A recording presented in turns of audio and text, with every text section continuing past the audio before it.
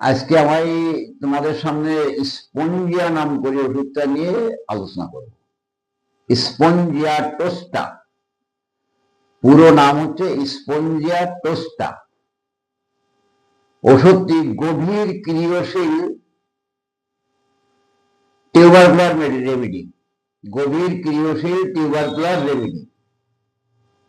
মনে রাখবা, স্পঞ্জিয়া খুব সুন্দর একটা মেডিসিন এবং যে সমস্ত ক্ষেত্রে আমাদের স্পঞ্জিয়া ব্যবহার হয়, যখন নেবুলাইজার গ্যাস দিতে হয় বাচ্চাদের বা অন্যদের, সেই সমস্ত রুগীদের অনেক ক্ষেত্র আছে যেখানে আমাদের স্পঞ্জিয়া খুব দ্রুত রুগীকে আরাম করে দেয়।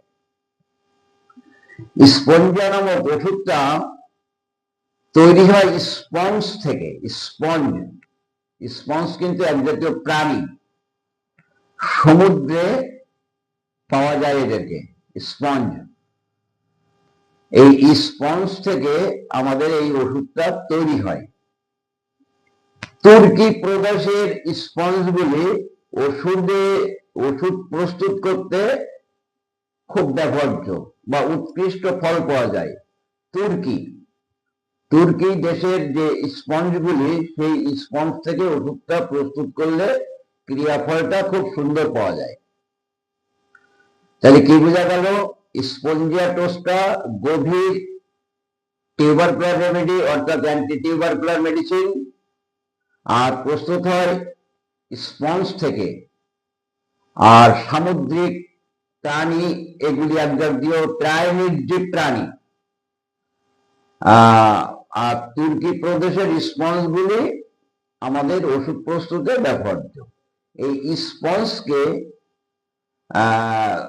চাল ভাজা যেমন কড়াই বা খোলা থাকে, সেই খোলাতে টুকরো টুকরো করে কেটে ঝলসাতে হয়, আস্তে আস্তে আস্তে আস্তে ভর্জ করতে হয়, ভাজতে হয় যাতে পুড়ে না যায়। সাধারণত আমি ক্যালেন্ডার মধ্যে তোমাদের ওষুধ প্রস্তুত ফর্মুলাটা বলেছিলাম, কোন ক্লাসে কোন ওষুধগুলি প্রস্তুত হয়। এখন থেকে দু একটা ওষুধের মধ্যে আমি এটা আলোচনা করব। তো স্পঞ্জিয়া 4 নাম্বার এবং 7 নাম্বার ক্লাসের দ্বারা হোমিওপ্যাথি ওষুধ প্রস্তুত হয়। মনে রাখবা, যদিও সেটা আমাদের খুব একটা প্রয়োজনের মধ্যে আসে না।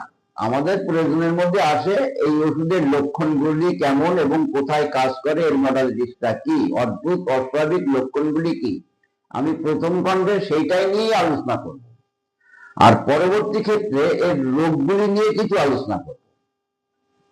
এর ক্রিয়াস্থান বলতে আমরা কোথায় পাই? সমগ্র শ্বাসনালী, অর্থাৎ এখান থেকে শুরু করে শ্বাসনালীটা এবং ফুসফুস, টোটাল ফুসফুস, ব্রঙ্কিয়ালস, এগুলি শ্বাসনালী, ব্রঙ্কিয়ালস, আর যেগুলি ক্যাপিলারি ব্রঙ্কাস আছে, হৃৎপিণ্ড, মনে রাখবে, হার্ট, থাইরয়েড গ্ল্যান্ড, ঘাড়ের গ্ল্যান্ড, টেস্টিস গ্ল্যান্ড এবং মিউকাস মেমব্রেন। এখানে আমাদের এই ওষুধটা সুন্দর ক্রিয়াশীল। মনে রাখতে হবে ক্রিয়াক্ষেত্রগুলি কোথায়, এর ক্রিয়া স্থানটা কোথায়, এর লক্ষণগুলি বেশি প্রকাশ করেছিল, সেটা আমরা খেয়াল করব। এই ওষুধটা ব্যবহার করতে গেলে আমরা লক্ষ্য করি যে অ্যাকোনাইটের পরবর্তী হিসাবেই ব্যবহার করি। কোথায়? প্রশ্ন হয়। দেখা গেল ঠান্ডা লাগার, বিকালবেলায় বা সন্ধ্যাবেলায় ঠান্ডা লাগলো, রাত্রিবেলায় প্রচন্ড শ্বাসকষ্ট, সেই সমস্ত ক্ষেত্রে আমরা অ্যাকোনাইট ব্যবহার করি। অ্যাকোনাইট ব্যবহার করার পরে কিছু রিলিফ হওয়ার পরেও যখন পূর্ণাঙ্গভাবে অ্যাকোনাইটের দ্বারা যদি ট্রিটমেন্ট হয় না, তখন অনেক সময় আমরা স্পঞ্জিয়ার কথা চিন্তা করি। স্পঞ্জিয়া, মহাত্মা হ্যানিমান বলছেন যে স্পঞ্জিয়া ওষুধটা হার্টের উপরে খুব ক্রিয়াশীল এবং এর মানসিক লক্ষণটা কিন্তু খুব গুরুত্বপূর্ণ। উৎকণ্ঠা, ভয় এবং মৃত্যু ভয়, হৃদস্পন্দন, তাহলে উৎকণ্ঠা হলো অর্থাৎ কি হবে কি হবে, বাঁচবো তো, মরে যাবো না তো, ঠিক এমন ধরনের একটা অবস্থা রোগীর মধ্যে প্রকাশ পায়। আর তার মধ্যে দিয়ে হৃদস্পন্দন অর্থাৎ প্যালপেশন হয়, অস্থিরতা হয়, আর হয় শ্বাসকষ্ট। এইটাই কিন্তু মানসিক লক্ষণ। কেন সাহেব বলছেন স্পঞ্জিয়ার মানসিক লক্ষণগুলি দেখলে সম্পূর্ণ মনে হবে ইহা একটি হার্টের ওষুধ।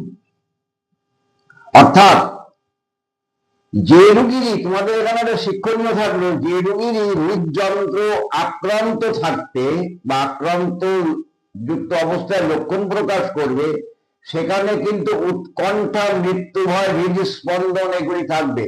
তা অ্যালোপ্যাথরা পরীক্ষা নিরীক্ষা করে তোমাকে যতই বলুক না কেন হার্টের কোনো দোষ নেই, তাতে আমাদের কিছু যায় আসে না।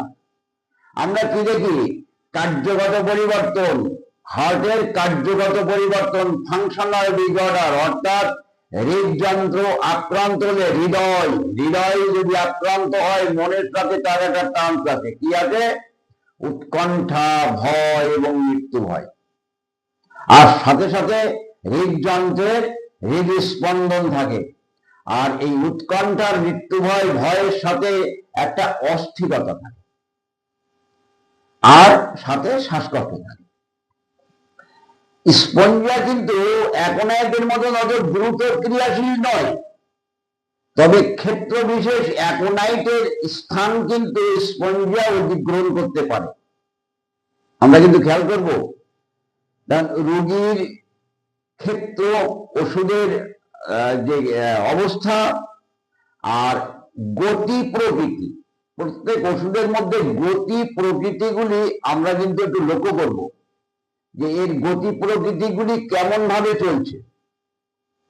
সেই হিসাবে আমরা কিছু কিছু ক্ষেত্রে ঠিক অ্যাকোনাইটের পরবর্তীতেই আমরা এই স্পঞ্জিয়ার স্থান দিয়েছি। দেখো, হঠাৎ ঠান্ডা লেগে শ্বাসকষ্ট, সন্ধ্যাবেলায় ঠান্ডা লাগবে, রাত্রিবেলায় শ্বাসকষ্ট, দম আটকানো ভাব, অস্থিরতা, মৃত্যু ভয়, ছটপটানি, প্রচন্ড ঠান্ডা জলের পিপাসা। আমরা অমত অবস্থায় অনেক সময় অ্যাকোনাইট অ্যাপ্লাই করি। অ্যাকোনাইটে রিলিফ হয়ে যাওয়ার পরে দেখা গেল রুগীটা অনেক ভালো আছে, কিন্তু পূর্ণাঙ্গভাবে অ্যাকোনাইট কভার করতে পারলো না। মধ্যরাত্রে বা শেষ রাতের দিকে যখন আবার শ্বাসকষ্ট হয়, তখন দেখা যায় সে শরীরের শীত ঝিল্লি গুলি, এসোফেগাস বা আমাদের ব্রঙ্কাসের মধ্যে, তখন শরীরের শীত ঝিল্লিগুলি শুকিয়ে যায়। এই শুকিয়ে গেলে তখন দেখা গেল আর একটা রোগীর কষ্ট হয়, শ্বাসকষ্ট, অস্থিরতা, ছটপটানি, দমবন্ধ ভাব, হৃদযন্ত্র আক্রান্ত, বুক ধড়ফড়ানি, এইরকম একটা শুরু হয়। এর মধ্যে একটা জিনিস বলে রাখি, স্পঞ্জিয়ার লক্ষণটা কিন্তু তোমরা খেয়াল করবা, গরম কাতর। এই গরম কাতরের সাথে যদি ওই রকম ধরনের বুকের কষ্টগুলি থাকে, তাহলে আমরা অনেক সময় ক্যালকেরিয়া সাল্টের কথা চিন্তা করি। স্পঞ্জিয়া রোগী কিন্তু গরম কাতর, কিন্তু অদ্ভুত লক্ষণ, শ্বাসকষ্ট অবস্থায় বা স্বরভঙ্গযুক্ত অবস্থায় বা ওই বুকের কষ্ট অবস্থায় যদি গরম কিছু খায়, তাহলে কিন্তু প্রথম হয়।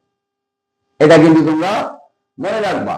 তাহলে আমি এত পর্যন্ত আলোচনা করলাম কি থেকে ওষুধটা প্রস্তুত, আর কোথায় ক্রিয়াশীল সমগ্র শ্বাস নালী, ফুসফুস, হৃৎপিণ্ড, থাইরয়েড, ঘাড়ের গ্ল্যান্ড, অন্ডকোষ বা মিউকাস মেমব্রেন, এখানে কিন্তু এর ক্রিয়াটা প্রকাশ পায়।